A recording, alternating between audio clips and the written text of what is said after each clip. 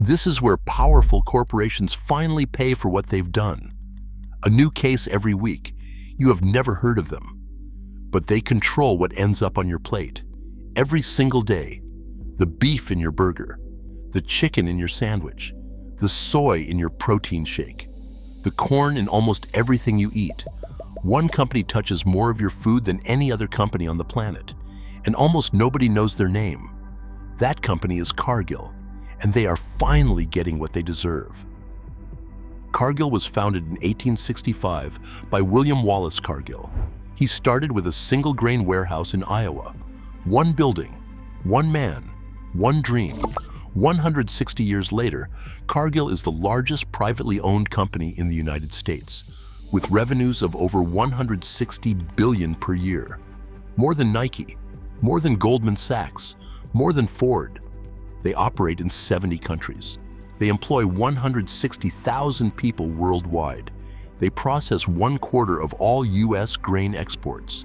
They are one of the 4 companies, known as ABCD, that together control up to 90% of the global grain trade.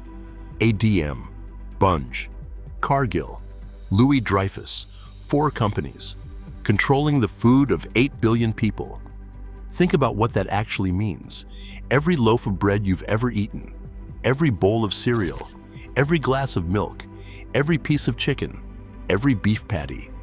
The ingredients passed through the hands of one of these 4 companies before they reached your plate. You didn't choose them. You never voted for them. You never agreed to give them this power. But here we are.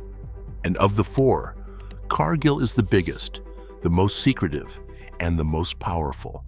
A company that generates more revenue than many entire countries, that employs more people than the population of some cities, that has shaped the global food system more than any government policy or international agreement ever has.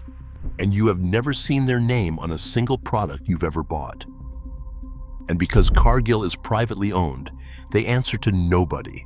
No shareholders to challenge them. No public filings to scrutinize. No stock price to punish them when they do wrong.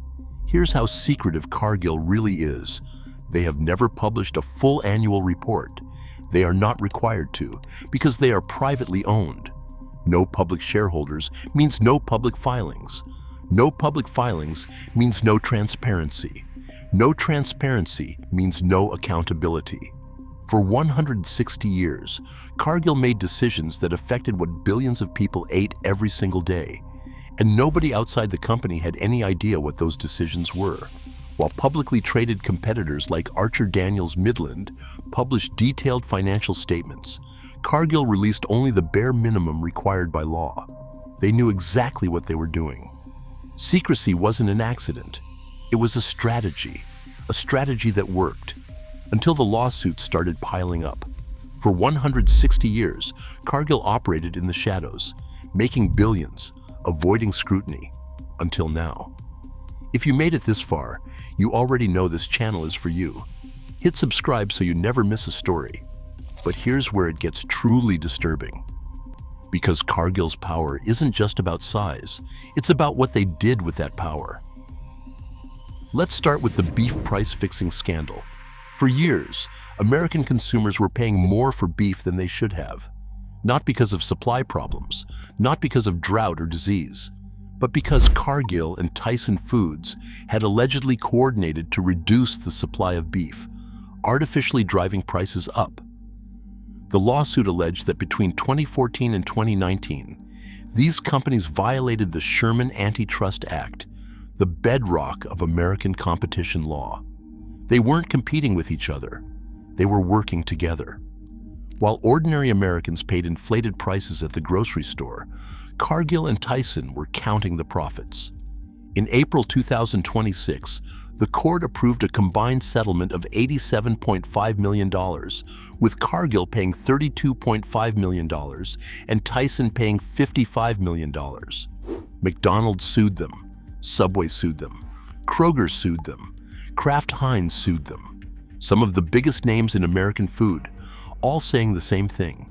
Cargill fixed the price of beef, and ordinary consumers paid for it every time they bought a steak. But the price-fixing scandal is only one part of the story.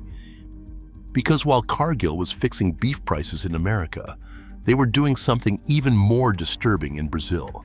In May 2026, Brazilian prosecutors filed a lawsuit demanding 109 million Brazilian reais from Cargill, accusing the company of knowingly sourcing soy from suppliers who use slave labor conditions. Let that sink in. The largest privately owned company in America, with $160 billion in annual revenues, was buying soy from suppliers who use slave labor, workers trapped in debt bondage, workers who couldn't leave because they owed money to their employers, workers living in conditions that Brazilian prosecutors described as degrading and inhumane. And Cargill, despite having $24 billion in Brazilian revenue, claimed they didn't know. Prosecutors disagreed. They are asking courts to force Cargill to completely overhaul how they monitor their entire supply chain, to provide full traceability for every soybean they purchase, to eliminate abusive labor practices across their entire network. The case is still ongoing, but the message is clear. For the first time in 160 years, Cargill is being held accountable. And then there's the water pollution case. For years, Cargill operated poultry processing facilities in Oklahoma. And for years, the waste from those facilities flowed into the Illinois River watershed, one of Oklahoma's most important water sources. In June 2025, a federal judge made a historic finding. Judge Gregory Frizzell ruled that the ongoing pollution of the Illinois River watershed constituted irreparable harm, and that Cargill had violated Oklahoma statutes prohibiting pollution of the state's air, land, and waters. Cargill paid $6.5 million to settle. And there's one more scandal that most people don't know about. For years, Cargill has been linked to deforestation in the Amazon rainforest. Their Brazilian soy operations have been connected to land cleared illegally in protected areas. Environmental groups have documented satellite evidence showing deforestation in areas where Cargill suppliers operate. The EU's new deforestation regulation, which came into force in 2024, directly targets companies like Cargill. Under this law, any company selling agricultural products in the EU must prove those products did not come from deforested land. For Cargill, one of the world's largest soy and beef traders, this is an existential challenge. The company that spent 160 years in the shadows is now facing scrutiny from regulators on 4 continents: America, Brazil, Oklahoma, Europe, all closing in at the same time. 3 separate legal battles, 4 continents, beef price fixing, slave labor, water pollution, deforestation, all at the same time. So how does a company this powerful operate for 160 years without anyone noticing? The answer is simple. They don't want you to know they exist. Cargill has no consumer brands. You will never see Cargill on a product in your supermarket. They don't sell to you directly. They sell to the companies that sell to you. They are the invisible hand between the farm and your fork. And that invisibility has been their greatest protection. Because you can't be angry at a company you've never heard of. You can't boycott a brand that doesn't exist on your shelves.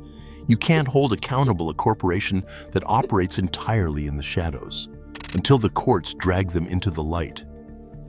Cargill built a $160 billion empire on your food. They fixed the price of your beef. They sourced from suppliers who use slave labor. They polluted Oklahoma's water supply. They destroyed parts of the Amazon rainforest. And for 160 years, almost nobody knew their name. Now the courts know it. Now the regulators know it. And now you know it. Cargill is finally getting what they deserve. The only question is, for a company this powerful, is $87 million enough? If this video made you angry, good.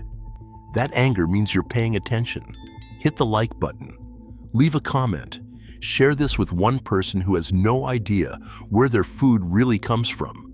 It costs you nothing.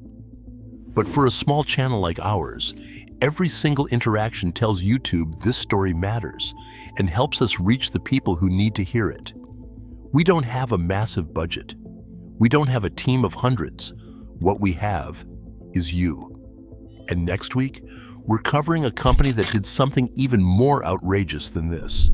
Hit subscribe and turn on the bell, because you do not want to miss that one.